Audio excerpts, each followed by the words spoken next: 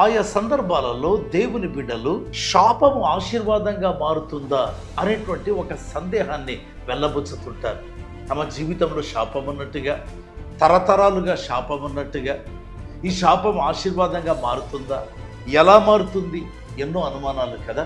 Bible ఏం చెప్తుంది మనం గమనిస్తే ద్వితీయోపదేశకాండము 23వ అధ్యాయం 5వ వచనంలో, అయితే నీ దేవుడైన యెహోవా బిలాము మాట విననొల్లకుండెను, నీ దేవుడైన యెహోవా నిన్ను ప్రేమించను కనుక నీ దేవుడైన యెహోవా నీ నిమిత్తము ఆ శాపమును ఆశీర్వాదముగా చేసెను. బిలాము అంతటి శక్తిగల ప్రవక్త. ఎందుకండి? దేవుడు అతని వద్దకు వచ్చి మాట్లాడేవాడు. అటువంటి ప్రవక్త శాపం పలకాలి అనుకున్నాడు. బైబిల్లో చూస్తే దేవుడు చూశాడు.